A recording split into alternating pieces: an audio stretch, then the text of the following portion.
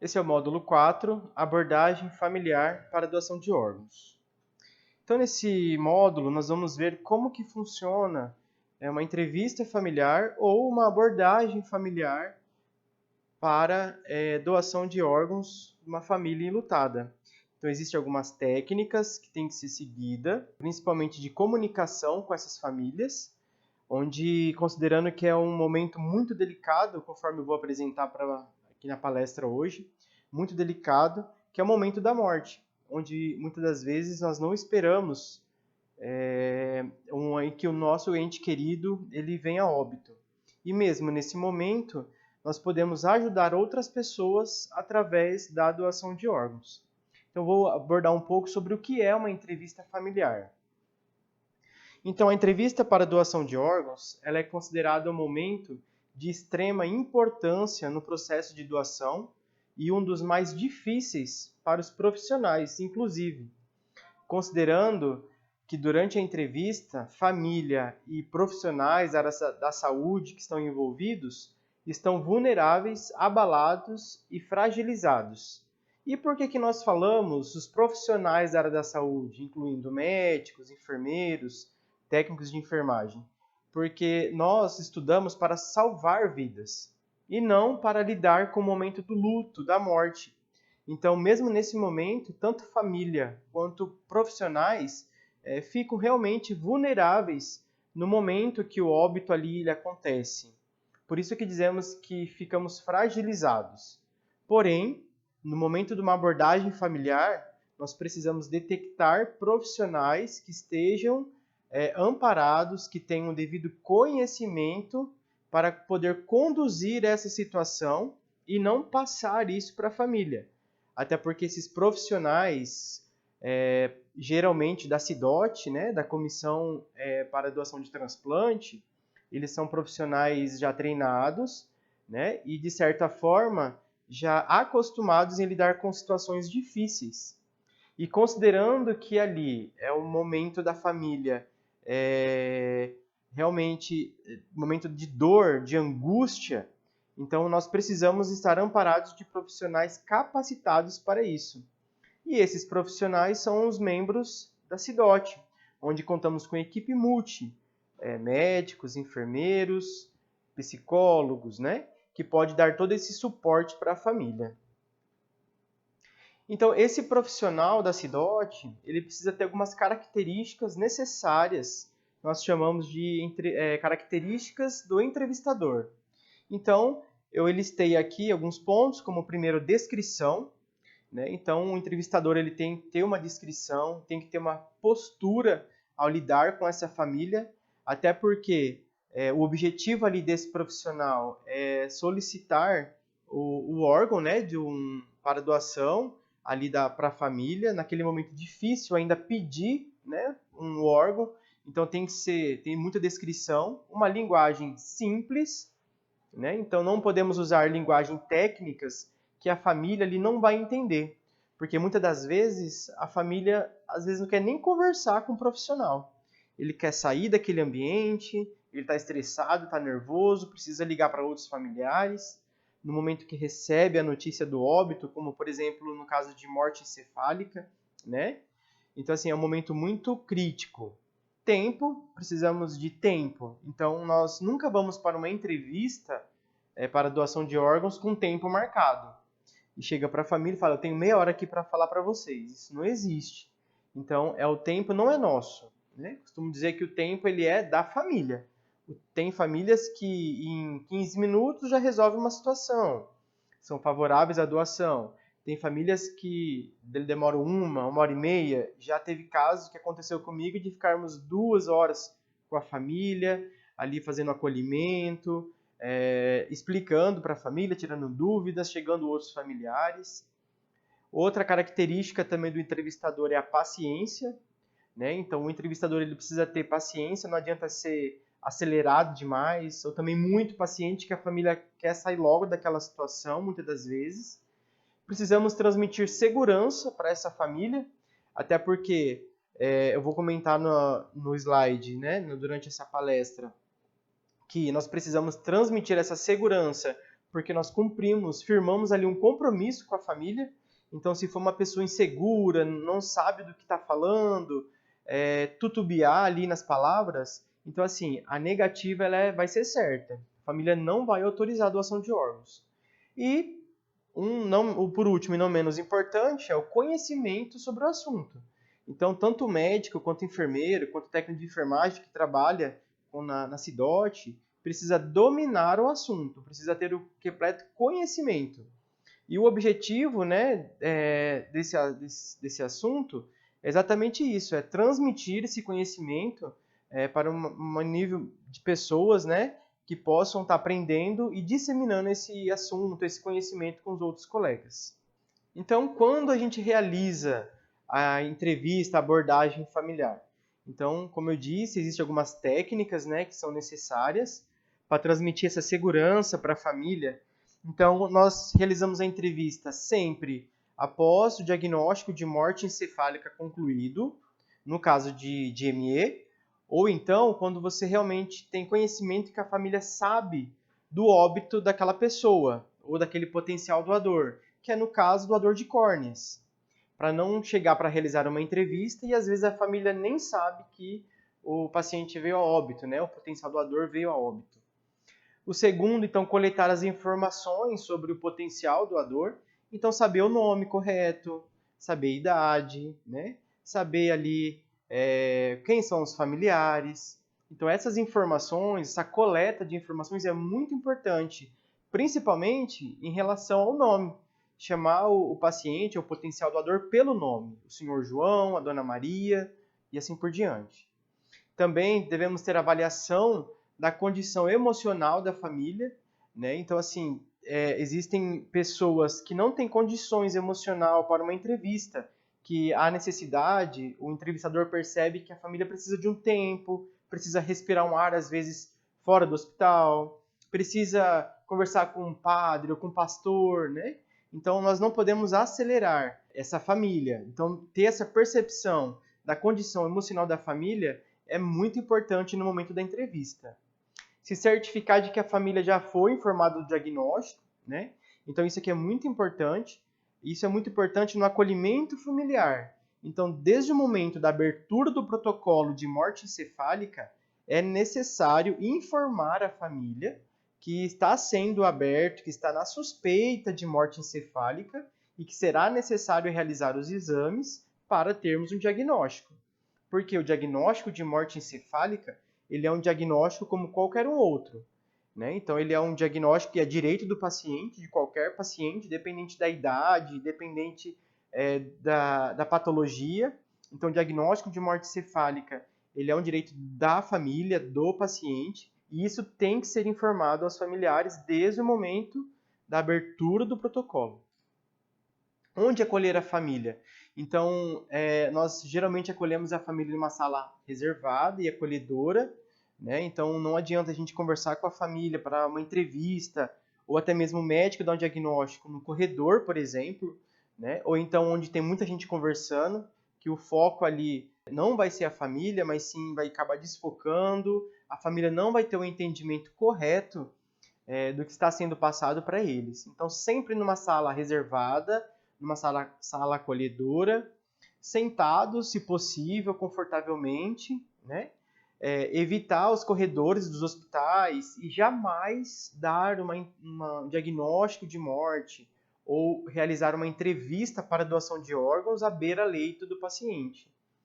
Disponibilidade de assentos, água, se possível, lenço de papel. Por quê?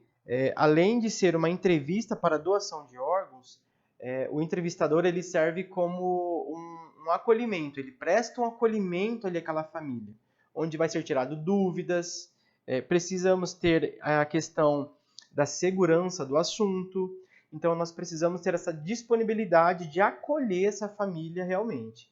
Costumo dizer que uma entrevista bem realizada, bem feita, geralmente o aceite ele é quase 100%, né? Então nós precisamos preparar esse ambiente para acolher essa família, focando então a entrevista para a doação. Nós precisamos preparar o clima, né, para a entrevista Então, sempre se identificar pelo nome, né? Geralmente pelo cargo também. Eu sou o enfermeiro, eu sou o médico, né? Eu sou o técnico de enfermagem, eu sou o psicólogo, sou assistente social, tal. Expressar os sentimentos, né? Então, a gente sempre inicia o acolhimento, o primeiro contato com a família, a gente expressa os nossos sentimentos para a família pela perda do óbito, né? Pela morte ali do paciente. Identificar ali os parentes mais próximos, presentes no momento. Então, no momento da entrevista, nós seguimos uma linha reta colateral. O que significa isso? Então, nós precisamos do pai, da mãe, dos filhos, dos netos e dos avós. Esses são uma linha reta colateral, conforme a portaria exige. E muitas das vezes, a família precisa de um apoio, né? Que são os primos, às vezes, tios, amigos. Mas no momento de uma entrevista familiar, nós precisamos ali desses parentes mais próximos, né? Porque às vezes parentes mais distantes não vão favorecer ou não vão acabar não ajudando ali no momento da decisão de autorizar a doação. Então é importante identificar quem são os parentes mais próximos no momento da entrevista. Agora, o acolhimento familiar, a comunicação do andamento do protocolo, aí sim pode ser realizado com todos os parentes, com os amigos, tirar dúvidas de todos os envolvidos ali com a família. A rede de apoio, né? Oferecer ajuda, então a gente sempre pergunta se está precisando de alguma coisa, né? Geralmente vem família de fora, podemos agregar ali no momento da entrevista a assistente social, que às vezes pode oferecer um lugar para familiar ou para familiar descansar, né? Muitos casos já participei que veio família de outro estado e não tinha nenhum conhecido na cidade, onde houve a necessidade de achar ali uma rede de apoio para essa família. Então, oferecer essa ajuda realmente para a família. E como abordar? Como que a gente aborda esse assunto da doação de órgãos, né? Então, a gente não limita o número de pessoas da família, a princípio, só realmente no momento da entrevista em si, lembrando que é o momento de acolhimento da família, né? Não estabelecer um tempo máximo, então nós vamos sentir da família em que tempo eles precisam, em que momentos eles estão. No caso da morte encefálica, quem informa sempre o diagnóstico é o médico, isso é muito importante. Como é um diagnóstico, então somente o médico pode informar o óbito do paciente, o diagnóstico da morte, né? Porque até então, durante o diagnóstico, é uma suspeita de morte encefálica. Após serem realizados os exames, conforme estamos aprendendo, aí sim o médico pode dar o diagnóstico para a família. Estabelecer ali uma relação de ajuda, de acolhimento e facilitar a confiança. Isso aqui é muito importante. Quando nós somos claros, temos conhecimento do assunto, a família compreende a situação, então a gente acaba criando ali um vínculo de confiança com a família, uma referência. Saber respeitar as condições emocionais da família. Então, há famílias que têm de diversas reações. Tem família que chora, pode ser que tenha familiar que comece a dar risada da situação, mas isso é uma condição emocional dessa pessoa e nós precisamos respeitar a condição de cada um deles. Não esperar que a família tenha reações lógicas, né? Então, como por exemplo, o médico dá o diagnóstico, teoricamente a família teria que chorar, mas a família às vezes se levanta e vai embora. Então, são reações não lógicas. Então, a gente pode esperar ali de tudo, sempre estar pronto para prestar o acolhimento a essa pessoa, a esse familiar. Então, nós precisamos introduzir o assunto, né? Quando nós estamos frente à família, como que eu falo, né? Me apresento, né? Como já aprendemos, me identifico o meu nome, o meu cargo, e precisamos, então, introduzir o assunto. Então, nós precisamos oferecer aos familiares a oportunidade da doação. Então, se apresentar como, por exemplo, sou o Rodrigo, sou enfermeiro, venho aqui oferecer a oportunidade, conforme o doutor fulano já informou o diagnóstico, e nesse momento de tristeza, de luta, nós estamos aqui para oferecer uma oportunidade para vocês da doação de órgãos, como uma forma de salvar vidas, ou até mesmo de realizar a vontade do ente querido. Por isso que nós ressaltamos sempre a importância de manifestar o seu desejo em vida aos seus familiares. Porque não é um assunto comum que a gente conversa com a família e isso rotineiramente. Então, manifestar o desejo de ser um doador ou até mesmo de não ser um doador, isso é respeitado no momento da entrevista.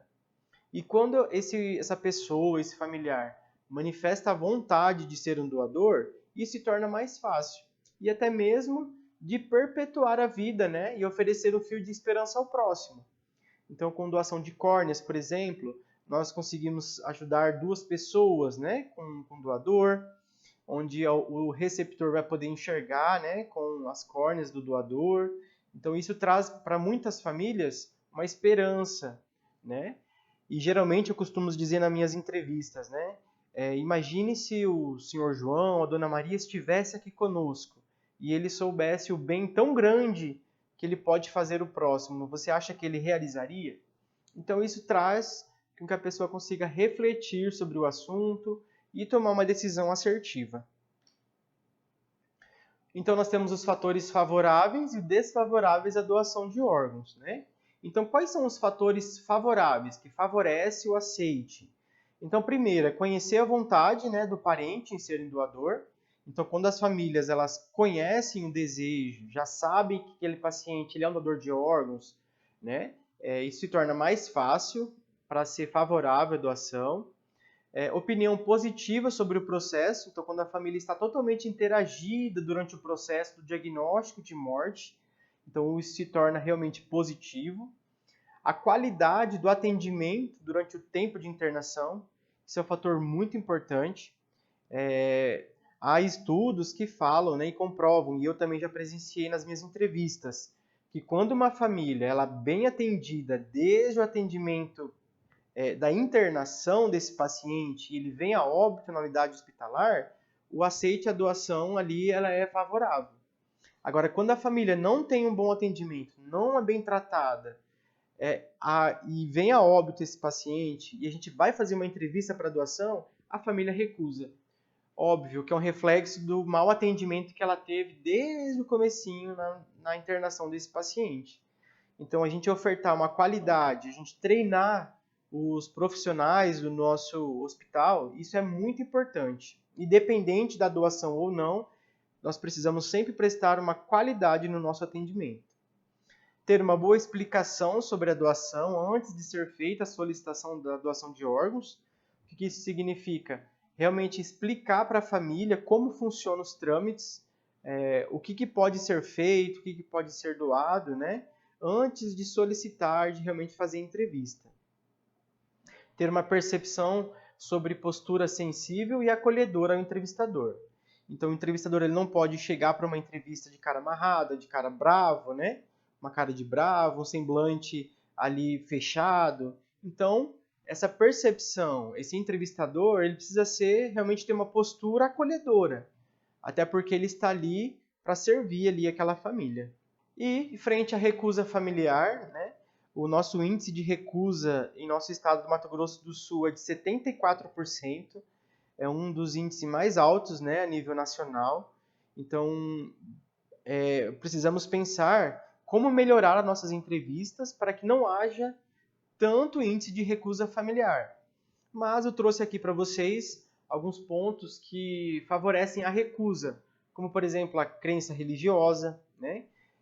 Embora a crença religiosa, de acordo com muitos artigos, não é tão influente. Geralmente, hoje, os membros religiosos eles são favoráveis à doação, né, à doação de órgãos, onde eles podem dar esse apoio também às famílias. Mas, em alguns casos, a religião acaba se tornando ali um empecilho para a doação. À espera de um milagre, né? Muitas famílias acreditam que o paciente ali ele pode voltar a ter um desfecho sem ser o de óbito. Acreditam que realmente num milagre, né? E, geralmente, quando as famílias falam isso, eu costumo usar a seguinte frase, que a doação de órgãos ela é um milagre, né? Então, através da doação, você pode estar salvando vida, que aí sim realmente é um milagre. E que está nas mãos da família decidir, né? A não compreensão do diagnóstico de morte encefálica e crença na reversão do quadro. Então, quando se inicia um protocolo de diagnóstico de morte encefálica e a família não compreende, não tem uma comunicação eficaz desde o início, então a família ela realmente não compreende aquele diagnóstico de morte. Porque não é fácil você chegar na frente do seu ente querido na UTI, você colocar a mão, ele estar quente, olhar o monitor e ver ali que ele tem batimentos cardíacos, o coração está batendo, teoricamente uma expansão pulmonar ok, e receber um diagnóstico de morte, né?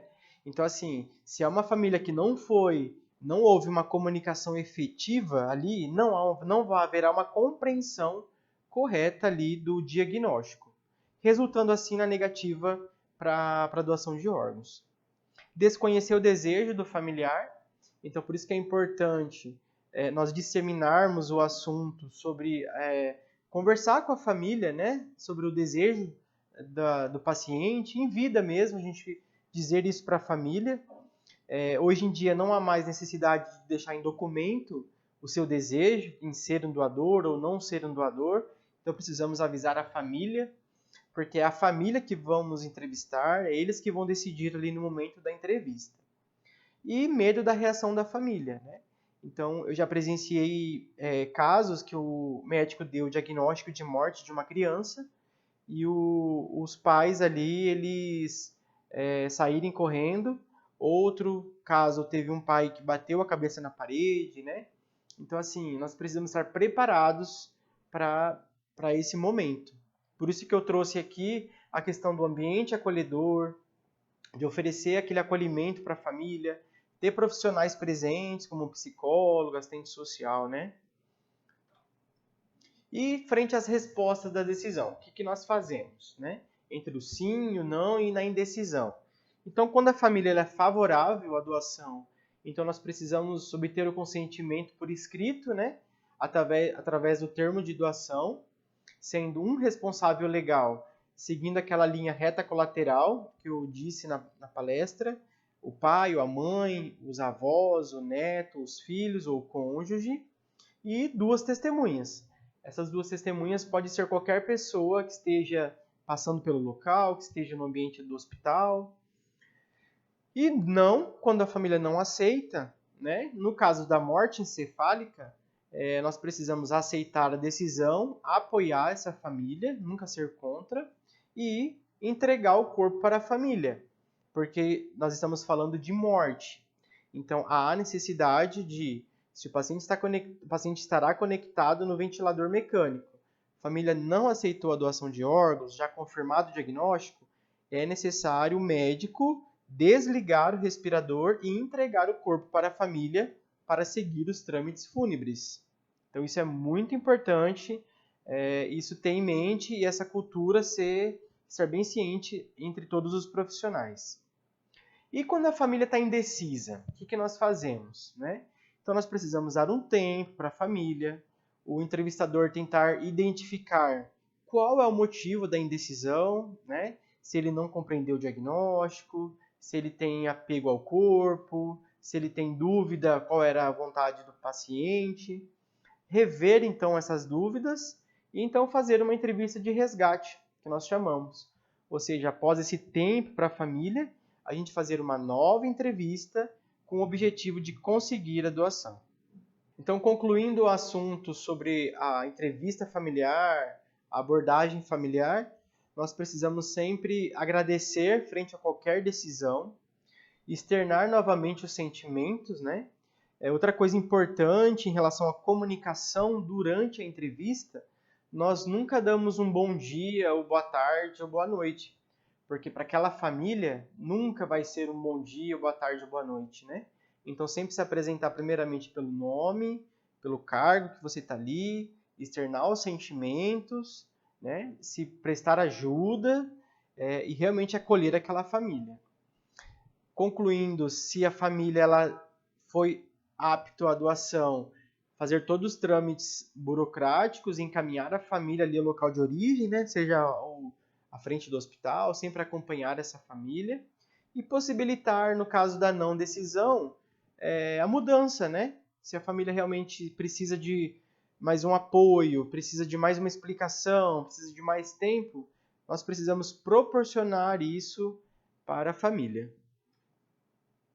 Eu agradeço a atenção de todos. Eu sou o Rodrigo, eu sou enfermeiro da Cidote, no hospital aqui de Campo Grande, e obrigado.